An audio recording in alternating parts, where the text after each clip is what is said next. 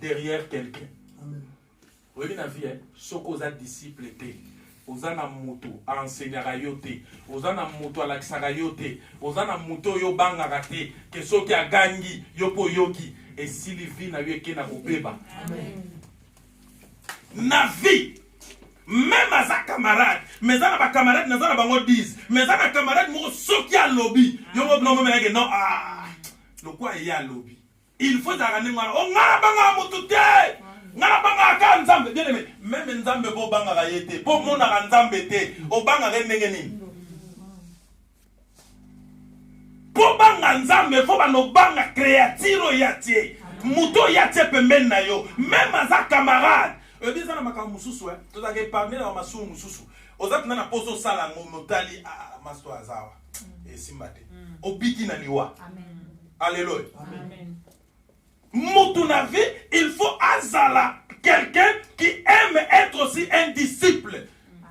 Azala disciple, yo ngara za leader ngane na yebi, mototo beta kote na kote le osimba. Donc yo zara mutu, yo jamais balakisa yo yeba nyonso. Non. Na vie, il faut ni marape ba enseigner yo. Et l'homme soupo yebe obeti mo kara yo yebite. Em sou tango ba ya loba. Place yo suka ya obati un plus mo mo na te ya bati mo un plus. To quel bousou. Na vie est un dingouan. Pour être un vrai fils, il faut être enseignable. Il faut être un disciple. Et quatrième caractère, il y a un vrai fils, c'est être serviable. Alléluia. Amen. Il faut être serviable, prêt pour son père. Et puis, et là, on a bisolelo. Le kola na bunaki na nenge nanga. Na koli na makala, na koli na bumbu, na koli na njili, na bundi na forme nanga. Tina eko se retrouver na bampu. Donc, le roi se retrouver na bampoto. Donc, nazana mutu lisute onga na goye kola. Onga na goye okela. Amen. Donc, nazana su na mutu moko te onga nako sungape. Te bien aimé, na vie na yo, si tu veux vivre la grandeur, si tu veux être un vrai fils, il faut la serviable. Amen. A tel on jango na pasi. Luka po sunga ba misusu. Zala serviable pour na bato misusu. Zala prêt pour na papa na yo. Zala prêt pour na pasteur na yo. Ozayi pena na nzela mo nyoke no mona oza ope atina mote. Pasteur albengi ya na notika ngaboy. Oye, ta ngeza pasi na Brésil. Na olo ba vidéo za en direct. Eza pasi na Brésil na tamola makolo. Ba métro eza ba train eza ba bus eza mais eza pasi. Et ça, nous sommes 23h, 0h, il y a en l'église. Un vrai fils, serviable. Alléluia. Et ça, très important. Quand tu es serviable, la bénédiction, on toujours. La Bible est le boko et pesak. Et ça, la nation est l'écolo. Si tu as pesa, il y a que tout le temps, Dieu va te bénir pour yo osani o bénir peba misusu. Amen. La main qui bénit est toujours au-dessus. Et dans toujours l'icolo. Il y a un vrai fils, azara serviable. Amen. Un vrai fils, cinquième caractère. Au sixième, cinquième, azara fidèle et honnête. Amen. Nous ne sommes pas honnêtes et nous ne sommes pas fidèles. Amen. Nous ne sommes pas honnêtes. Les lois sont banotala na marquoir. Ya batu bakufi na 2019. So banotala. Na ba jeune, na mibange. Plupart des gens bakufi na ba jeune. Pourquoi les jeunes bazo kufa? Mikolo bazo tika. Or que natangu akala, même natangu de la Bible, on voit que Abraham a kufi, Isaac a tikali, Isaac a kufi, Jacob a tikali, Jacob a kufi. Donc, successivement. Mais aujourd'hui, ça bongoté. Les commis, tozo bananase, tozo kenena nikolo. Pourquoi? C'est parce que nous ne sommes pas fidèles et nous ne sommes pas honnêtes. Les lozawa, lobi ozakuna. Place muso que notre samakolo. Et ça place on zamba bongisa te samakolo. Et si mutuane msou sa kota na maikari, sa kota na science occulte, yotango koti bien bisika nyonso ba kota kate. Ataba komi église de Jésus-Christ qui apparaît chaque jour na kokendete. Soko koti na bisika mususu okoti na alliance na ye olingo lingate bandoto mabe olotango bazemi kolonga vivre ngo makambo mabe vivre ngo. C'est parce qu'on continue déjà dans rayon na ye. Na vie il faut être fidèle. Bible lobi muto ada fidèle na makambo mike nzamba sala geni makambo nyene. Vous savez comme ça.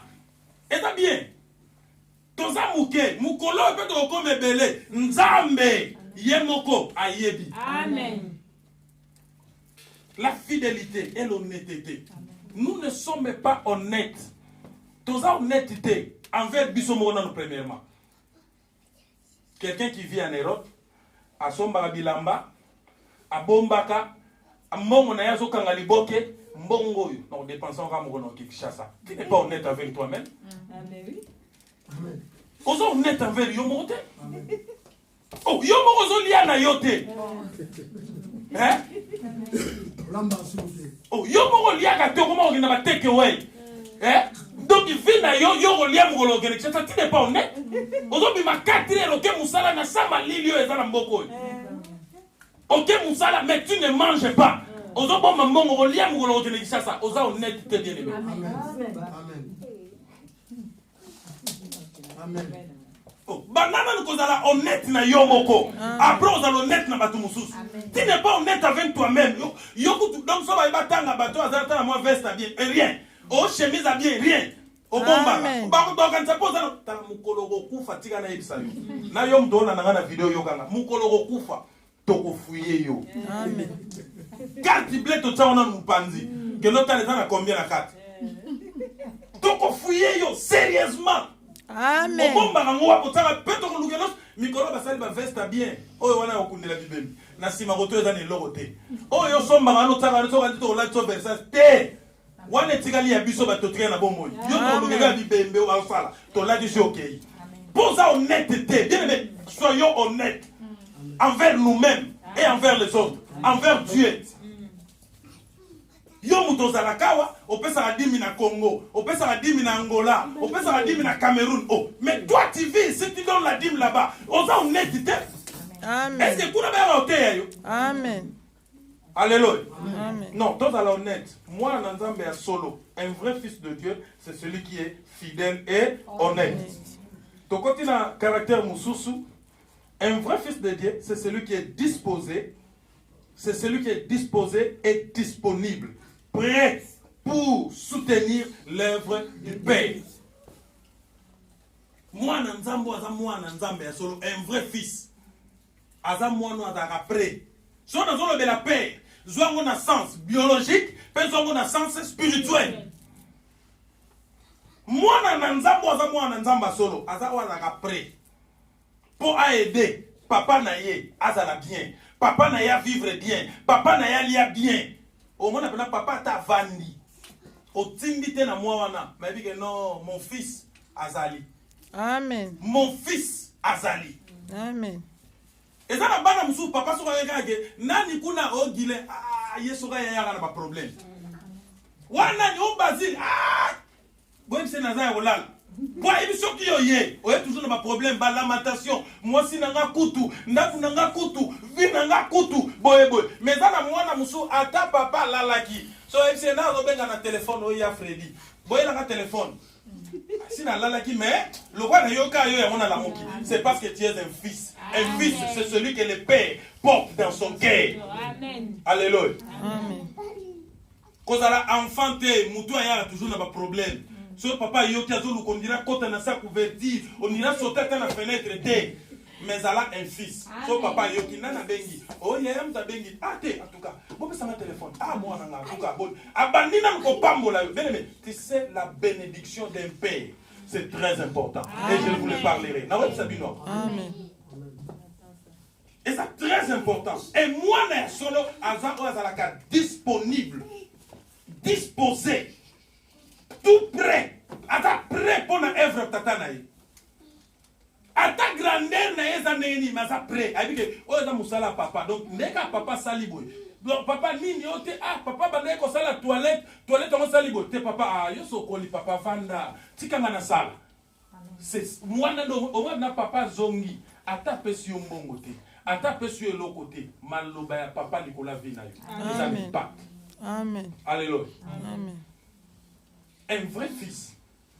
C'est parce qu'aujourd'hui dans l'église, nous voulons être tous comme des fils. Oh non, ngana za mwana, ngana za la mwana, mwana. Est-ce que oza mwana ba caractère oyo eza katina yo? Oza na soumission.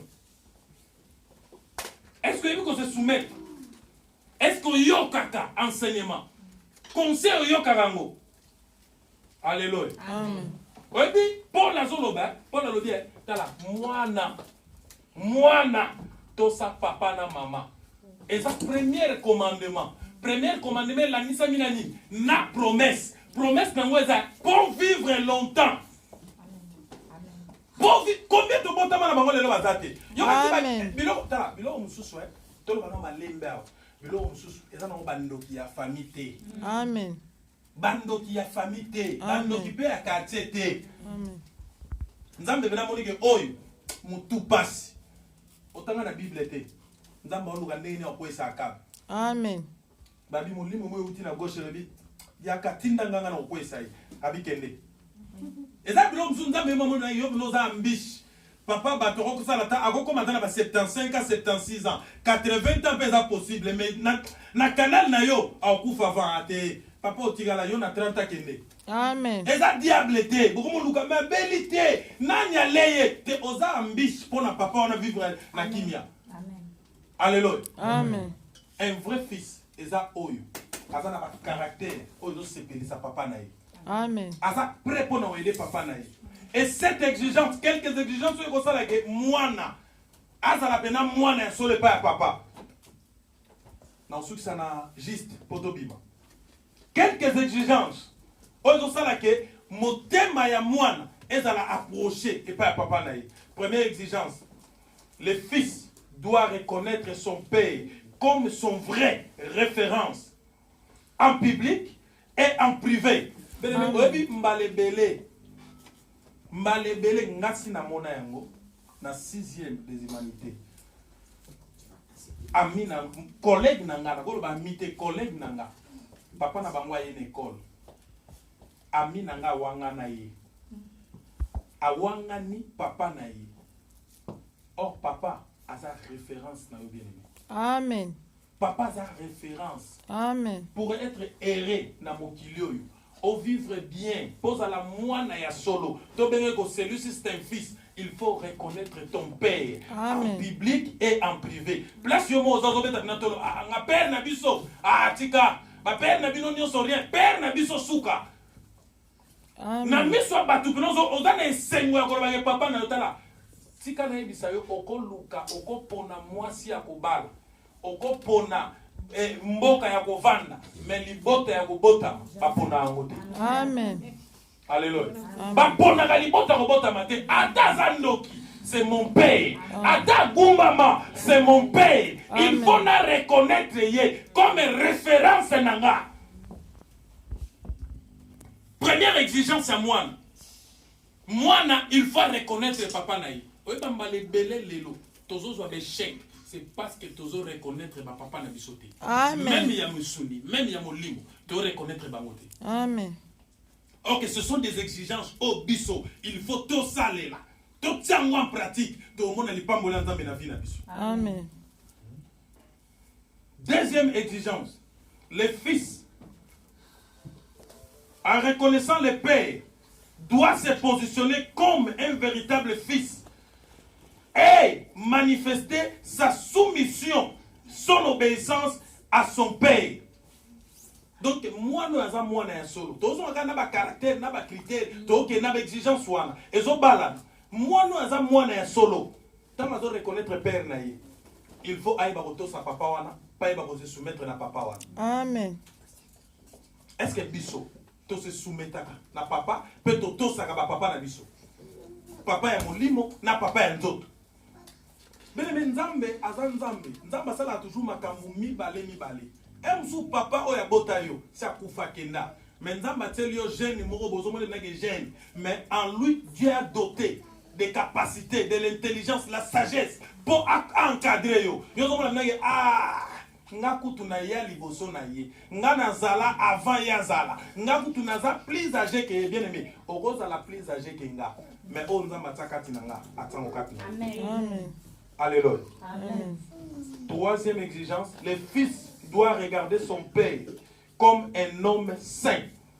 Obi ndenge bana ba mike ba zoka biso na mandako ke yoza mwana zozo opena gabi ata maîtresse a lobby mais mwana soka ye papa lobby c'est que ta maîtresse t'a dit eza bongo te eza boy soyez sûr et certain lobby makelele aux dans la classe discussion dans la classe. Toi tu dis ça, non, moi mon père a dit ça. Donc à croire que papa na ye à l'équipe batonionso, c'est ça. Être un fils, c'est ça. Biso, toza na biso na el Bethel, mais na ota en église moi na Lyon na quoi tuna pasteur na ka azaboy donc yet na père na biso yaza likolo. Qu'est-ce qui prouve yaza likolo? Alléluia. Amen. Exigence soyo, c'est très important.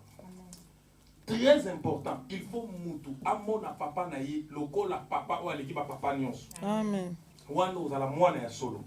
Quatrième exigence, le fils doit honorer et témoigner son père en public, en privé, quoi qu'elle soit la discussion ou quoi qu'elle soit quoi qu'il soit. Il faut reconnaître papa na ye.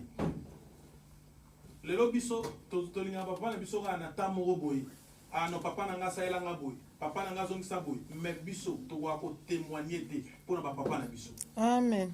Obi Isaac papa na mimiye lokola taba sine tumbelo akangie basinga azui moto azui mbeli atie wana pembeli azui pena mbeli abi bon siko nazo boma yo mais malgré wana tangu bazongaki Isaac atikala toujours aux alamouana. Amen. Azalaki toujours moine. Et tant que Abraham azokufa, Isaac a eu la bénédiction et azwaki grâce. Yakotikala na nyonso za ya Abraham. C'est parce que il était un enfant véritable. Amen. Azeba ko témoigner papa na ye. Ayaki te que non omoni papa na biso mama yoku to kote la père oyebite makampera salanga. Oyebite makamolekanga na père. Yo yeba te pona bombela yo mama abeta même mère ba flèche wana te ba flash wana te ke mama ngana bombela yo yango wana mukona ko yebisa yo oyina papa ezana bana batika na ba prise moko ya ba papa na bango ngape na père na biso na lingagete père sa elange lo mo betongo za na classe boy père sa elange lo mo betongo za boy bien aimé papa na yo aza papa na yo amen akotika la ka papa timo kilero kufa otika la ko changer été amen. Il faut témoigner toujours. Amen. Il faut montrer le rôle à mon santo. Pour yende nanzela na ye, ne yo suis semence. Yende géniteur na yo. Alléluia. Amen. Et cinquième exigence, il y a moi, les fils, malgré son élévation. Malgré son élévation, malgré bambongo na yo, malgré positionnement na yo na mokili. Mais il faut yeba que papa aza papa. Nalobaki awa dimanche que papa assis la raté. Amen. Papa assis la raté. Ata papa miso ekufi. Papa assis la raté. Amen. Papa assis la raté tika toujours ne loko moko. Ya ye. Abengi Jacob alobi, abengi Isaac abengi Esaü alobi Esaü yaka ngala pambola yo. Maman sali ba manœuvre na nyonso, papa pamboli Jacob. Mais aïe Esaü alobi kende na zamba. Kende place au kende solo na yo et recréer loko moko boy. Na Jacob, na Esaü, na otuna bino question. Na azaki fortement béni na bango mbale. Alléluia. Amen. Na nazaka béni. Bible lobi mukolo Jacob azozonga. Atie basi na ye, na basali mupanzi, na bana na sima. Azui ba présent biloko, apusani na yango tie pa Esaü zalaki, azobange Esaü bumaye, pona bomengo na yibaki. Azopusana, aya pesa Esaü ba offrande, Esaü bisi ko pesa nga ngote, pona pambolama. Kutu koleka, garder biloko na yo pona yo. Papa asila raté. Amen. Papa si la raté, il suffit qu'il loba moko ya papa et au changer vie na yo. Amen. Liloba moko ya papa est transformé comme moïna yo. Amen. Tango za mwana, il faut se positionner lokola mwana. Ata na zuba million, ata na zuba ndako, ata na zuba pango mituka mikanda soki na Europe. Papa nanga, aotika la kozala papa nanga. Amen. Alléluia. Amen. Le fils doit s'investir volontairement, sans contrainte, sans pression, pour na papa na ye. Vous avez un âge où papa a pris la charge na biso. Et ça fait un moment moko. Et comme na minute il faut nga na soit charge ya papa nanga. Sans contrainte. Et ça fait le moment où tu as carte, il y a volonté, il y a kimia. So ça na mo bien aimé. Tala ato botama na ba ya 12 bazali boso na yo. Chassez les biens que vous allez compter parmi bateaux. Amen. Maloba ya papa na yo. Ezo senga tatia loboko. Ezo senga tia sala soki nini. Owa bwaka soite. Azuka ratina tongo amelia soki na meli Pierre mutatinde la kinga. Azuli kayabu na poko ale lobi soki na lebo e Pierre mutatinda ki. Beneme ataba ya mo bazande nini. Lipamboli e landa yo. Amen. Il faut mwana asala préparer pour na investir na musala papa na yo. Amen. Ça aussi c'est l'œuvre de l'Éternel. Musala papa na biso. Zalaka prêt na vie na yo pour na ko investir na musala nzambe. Amen. Et ça très important. Zalaka prêt ya ko investir na vie ya pasteur na yo. Kozela raté pasteur a senga yo te. Otali ka obi pasteur ne ala boye chemise ezaka elle. Surprise. Oyebo e pas chemise moko pas chemise oya yo. Obi tango azo so yango. Asatandaki na ngote, azelaki yangote, azui yango. Ça est sûr et certain. Amen. Et puis le m'a spontanément, et ça la vrai. Amen. Alléluia. Le m'a spontanément. Ataba samélité, et puis spontanément la carte moté manzama pambola yo. Et ça vrai. Amen. Et quel direct. Amen. Zalaka prêt à investir dans la vie de papa na yo. Et ça très important. Le fils doit savoir une chose, avoir un père qui se préoccupe de toi, c'est un privilège et une grâce. Le rôle à moi, ce que papa moi se préoccupe par rapport à yo. Papa moi se dérange par rapport à yo. Bien aimé, c'est un privilège, c'est la grâce. Amen. C'est un privilège, c'est la grâce. Amen. Tu es bien ça, n'entame mususu. Eso kuna nga moninga visite na ndaka bandimi na sala ngote. Ngapina na benga mundimiria so ya na postal foya. Mais so mono na papa moko. Lelo to limito omoni leo na Europa wa. Na ko comme na niveau ya ko moderniser na maloba na nzambe. Na nzambe to ko bagisa te to ko